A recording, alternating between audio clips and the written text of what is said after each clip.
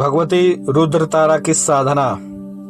आखिर इनकी साधना साधक क्यों करता है, या फिर भगवती रुद्रतारा के विषय में आज तक इतनी जानकारी क्यों नहीं दी गई है। मित्रों, यदि आप माता काली के स्तोत्रों की जानकारी यदि रखते हैं या फिर माता तारा के किसी भी प्रकार के स्तोत्र की जानकारी रखते हैं तो उस स्तोत्र में अवश्य ही माता के इस नाम के विषय में वर्णन मिलता है। और जो ऐसे साधक हैं जो कि इस प्रकार के स्तोत्रों का पाठ करते हैं, ऐसे साधक जानते ही होंगे कि माता तारा का एक नाम रुद्र तारा भी है।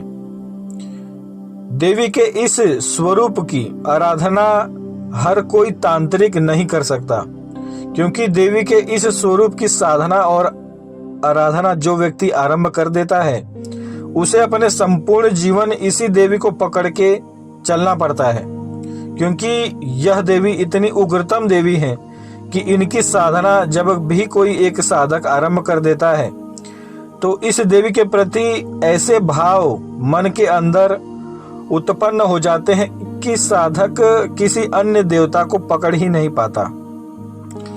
भगवती रुद्र तारा इतनी करुणामय है, इतनी ममतामय है कि साधक को ऐसे भाव उत्पन्न होने लगते हैं कि देवी रुद्र तारा ही उसकी वास्तविक माता है। जो एक महासिद्ध थे, महातांत्रिक थे, जिनका नाम बामाखेपा था, ऐसे तांत्रिक भी हमारे समाज में रह चुके हैं जो कि माता तारा की उग्रतम रीति से साधना कर चुके हैं और अंत समय में माता तारा के प्रत्यक्ष दर्शन करके ही उनका शरीर जो था वह शांत हुआ और उनकी जीवात्मा माता तारा के शरीर में ही समाहित हो गई। यही सिद्धि और शक्ति हर एक साधक प्राप्त करना चाहता है। और माता रुद्र तारा की साधना करने पर साधक को सिद्धि, शक्ति, ये दो चीजों के साथ साथ जो मोक्ष होता है, जो हर एक साधक चाहता है या फिर हर एक इंसान जिस चीज के लिए पैदा होता है, यानी कि मोक्ष, यह तीनों चीजें माता रुद्र तारा की साधना करने पर साधक को स्वतः ही प्राप्त हो जाती है। मित्रों, यदि माता रुद्र तारा की सिद्धि प्राप्त कर लेने वाला साधक यदि चाहे तो कहीं पर भी बैठे बैठे भी अपना प्राण जो है वह अपने ब्रह्मरंध्र के द्वारा निकाल सकता है और किसी भी समय वह मोक्ष को प्राप्त कर सकता है। माता रुद्र तारा की साधना करने वाला साधक बहुत ही हजारों में एक होता है और यह कहें कि बहुत ही दुर्लभ होता है। ऐसा साधक शायद ही किसी सदी में एक बार पैदा होता है।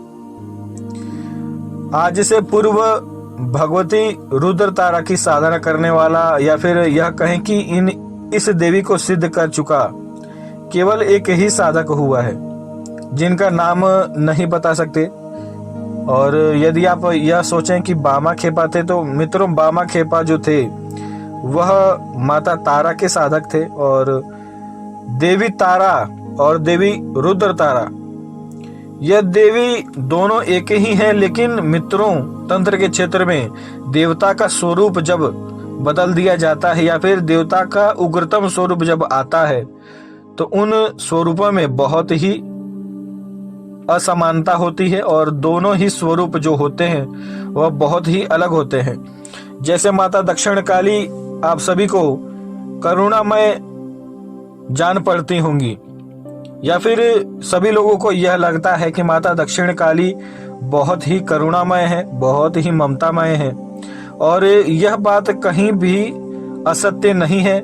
माता दक्षिण काली अवश्य ही बहुत ही ज्यादा करुणामय है और तंत्र के क्षेत्र में जितनी भी देवियां हैं, इन सब में सबसे शक्तिशाली और सबसे करुणामय अपने बच्चों के लिए जिस देवी ने शिव तक का मर्दन किया था या फिर यह कहे भगवान शिव की भी हत्या कर दी थी, ऐसी देवी माता दक्षिण काली है। अब ये बात अलग है कि देवी देवताओं की कभी भी हत्या नहीं हो सकती है, भगवान शिव उस समय मजबूर हो गए थे और उन्हें यह लीला करना पड़ा था माता को शांत करने के लिए, और यही सब घटनाएं हुई हैं।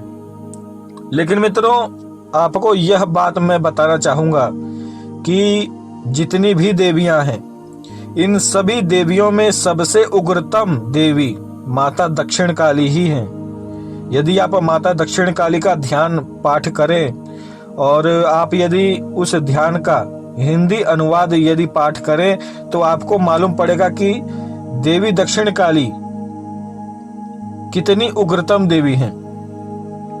भगवती दक्षिण काली ही मूल काली हैं और इसीलिए यह देवी सबसे प्रचंड और सबसे मारक शक्ति है।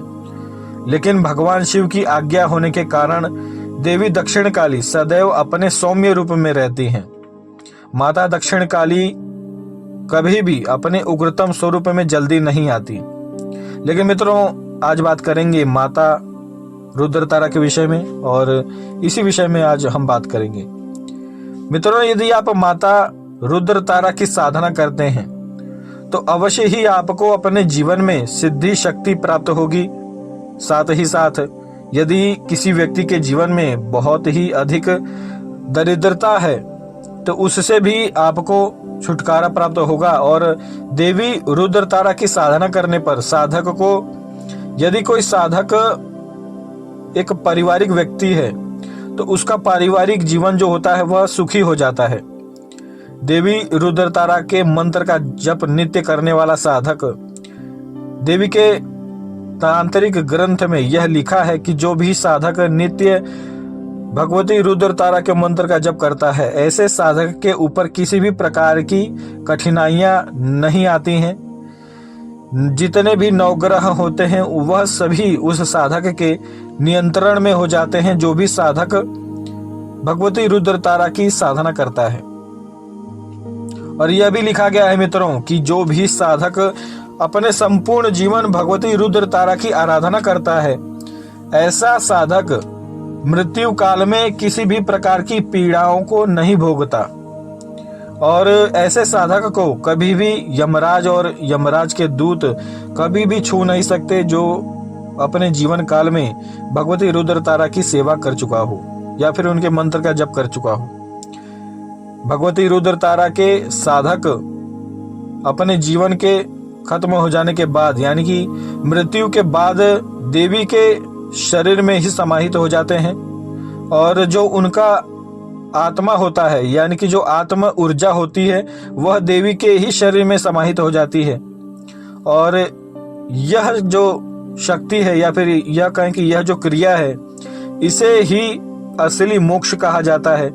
किसी भी देवी देवताओं के लोक में जाकर आप, जैसे कई बार क्या होता है कि कई लोगों को ऐसा मोक्ष प्राप्त होता है कि वह मरने के पश्चात किसी भी देवी देवताओं के लोक में जाकर वहां पर स्थान पा जाते हैं। लेकिन तांत्रिक ग्रंथों में यह ज्ञान दिया गया है, या फिर यह कहें कि हर एक ग्रंथ में यह ज्ञान अवश्य दिया जाता है कि असली मोक्ष जो होता है वह निराकार हो जाना ही होता है। और इसीलिए हर एक लामा साधक या फिर जितने भी तांत्रिक साधक हैं वह सभी, और जितने भी सात्विक साधक हैं वह सभी मूल सिद्धि यही प्राप्त करना चाहते हैं कि इस जीवन के मृत्यु के पश्चात उसे कहीं पर भी जन्म न लेना पड़े और दोबारा जन्म लेने पर जो कष्ट होते हैं वह उन सभी को झेलना न पड़े। क्योंकि जब साधनाएं साधक सिद्ध कर लेता है तो जितने भी 7 चक्र हैं वह जागृत हो जाते हैं। और जो देवी रुद्रतारा हैं उनकी साधनाओं की शक्ति से साधक चाहे तो अपने पूर्व जन्म को भी देख सकता है। तो यह 100% देखा गया है कि जो भी साधक भगवती रुद्रतारा की साधना कर चुका है या फिर उन्हें सिद्ध कर चुका है, ऐसा साधक दोबारा जन्म नहीं लेता। वह सीधा देवी के श्री विग्रह में या फिर यह कहें कि देवी के शरीर में ही समाहित हो जाता है मृत्यु के पश्चात। अब बात करते हैं तंत्र के क्षेत्र में। यदि भगवती रुद्रतारा की साधना कोई साधक करता है तो ऐसे साधक के ऊपर बड़े से बड़ा मारक तंत्र कभी भी कार्य नहीं करता। आपको कोई अन्य देवी देवताओं की आवश्यकता ही नहीं है। आपको किसी भी सुरक्षा चक्र को लगाने की आवश्यकता नहीं है। आपको किसी भी प्रकार के कवच का पाठ करने की आवश्यकता नहीं है। केवल और केवल यदि आप नित्य अपने जीवन में भगवती रुद्रतारा के मंत्र का जप करते हैं तब भी आपकी पूर्णतः रक्षा भगवती रुद्रतारा करती हैं। देवी अपने साधक का अपने बालक के समान पालन पोषण करती हैं और भगवती रुद्रतारा के साधक को अपने जीवन में किसी भी वस्तु की ऐसी आवश्यकता यदि पड़ती है या फिर यह कहें कि किसी भी प्रकार के वस्तु की आवश्यकता पड़ती है तो भगवती रुद्रतारा अवश्य ही उस साधक को वह वस्तु प्रदान करती हैं। अब भले ही वह वस्तु कितनी भी दुर्लभ हो। यानी कि मित्रों, यदि आप अपने जीवन में करोड़पति बनना चाहते हैं, धनवान बनना चाहते हैं और यदि आप भगवती रुद्रतारा की साधना निष्ठापूर्वक करते हैं तो निश्चित ही देवी आपको यह भी प्रदान करेंगी। और साथ ही साथ जो सिद्धियां शक्तियां होती हैं, जो हर एक साधक चाहता है कि उसे सिद्धि और शक्ति प्राप्त हो, वह भी आपको प्राप्त होता है। मित्रों, देवी रुद्रतारा की साधना करने पर साधक को किसी भी व्यक्ति के मन का बात जानने की सिद्धि स्वतः ही प्राप्त हो जाती है और भूत भविष्य वर्तमान जानने की शक्ति ऐसे साधक के लिए तो खेल हो जाती है। इसीलिए यह साधना आज आप सभी के लिए लाया हूं और इस साधना को आप सभी को करनी चाहिए। और मित्रों, भगवती रुद्रतारा की साधना जो भी साधक करता है उसे अपने जीवन में किसी भी अन्य देवी की आवश्यकता ही नहीं पड़ती। देवी रुद्रतारा अपने साधक को हर एक वस्तु प्रदान करने में सक्षम है।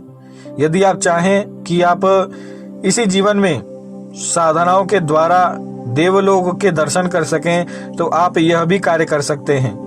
आप अपने शरीर में से अपने सूक्ष्म शरीर को निकालकर देवलोक की यात्रा भी कर सकते हैं, किसी भी लोक की यात्रा कर सकते हैं। देवी अपने साधक को हर एक प्रकार की सिद्धि शक्ति प्रदान करती है। तो मित्रों, आज के लिए इतना ही और भविष्य में अवश्य ही भगवती रुद्रतारा की साधना भी अवश्य दी जाएगी। और इस वीडियो में जो इस वीडियो का डिस्क्रिप्शन में है उसमें आपको भगवती रुद्रतारा के एक बीज मंत्र की साधना दे रहा हूं। आप यदि भगवती रुद्रतारा की आराधना करना चाहते हैं तो देवी के इस बीज मंत्र का केवल एक माला नित्य करते हैं तो भी आपको देवी की पूर्णतः कृपा प्राप्त होती है। और इस मंत्र जप में आपको किसी भी प्रकार के ब्रह्मचर्य को रखने की आवश्यकता नहीं है। यदि आप इस बीज मंत्र की साधना करना चाहते हैं तो नित्य देवी के चित्र के आगे आपको थोड़ी सी मदिरा प्रदान करनी है, एक मुर्गे की कलेजी भोग स्वरूप देवी को देनी है कपूर के ऊपर, और नित्य देवी के इस बीज मंत्र का आपको 10 माला करना है। और यह साधना आप चाहें तो 1 महीने की कर सकते हैं, यानी कि 31 दिन की कर सकते हैं या फिर 40 दिन की कर सकते हैं। 21 दिन की और 11 दिन की साधना इस बीज मंत्र की नहीं बताई गई है, इसीलिए मैं भी नहीं बता रहा हूं। आप चाहें तो 30 दिन की साधना कर सकते हैं या फिर 40 दिन की साधना कर सकते हैं। इस बीज मंत्र की नित्य आपको 10 माला करना है और 1 महीने की साधना के बाद आपको देवी के प्रत्यक्ष दर्शन स्वप्न में हो सकते हैं, अन्यथा किसी भी प्रकार के दिव्य अनुभव हो सकते हैं। किसी न किसी माध्यम से आपको देवी यह अनुभव आपको जरूर प्रदान करती हैं कि आपको बीज मंत्र की सिद्धि प्राप्त हो चुकी है। तो मित्रों, यह साधना करें और देवी की पूर्णतः कृपा भी आप चाहें तो प्राप्त कर सकते हैं। इस बीज मंत्र की साधना में आपको किसी भी प्रकार के सुरक्षा चक्र लगाने की आवश्यकता नहीं है। यदि बीज मंत्र की साधना आरंभ करना चाहते हैं तो किसी भी अमावस्या के दिन से साधना आरंभ कर सकते हैं या फिर कृष्ण पक्ष के अष्टमी के दिन से साधना आरंभ कर सकते हैं। और यह साधना रात्रि काल की साधना है, रात्रि में 11 बजे से ही आपको साधना आरंभ करनी है। देवी का पूजन आरंभ करना है 11 बजे के बाद। तो इस अनुसार अपनी साधना आप चाहें तो कर सकते हैं। और साधनाओं में आप लाल रंग के वस्त्र का इस्तेमाल कर सकते हैं, अन्यथा काले रंग के वस्त्र का इस्तेमाल कर सकते हैं। लेकिन जहां पर आप देवी को स्थापित करेंगे वहां पर आपको सर्वप्रथम एक काले रंग का आसन रखना है और उसके ऊपर एक लाल रंग का आसन रखना है, और इसके बाद ही देवी को स्थापित करना है। आप चाहें तो देवी तारा के किसी भी श्री विग्रह या फिर किसी भी चित्र की स्थापना बाजोट पर कर सकते हैं और इस साधना को कर सकते हैं। देवी तारा की यदि साधना आरंभ कर रहे हैं तो उत्तर दिशा की ओर आपको बाजोट लगाना है और आपको साधना आरंभ करनी है। आज के लिए इतना ही। जय श्री महाकाल।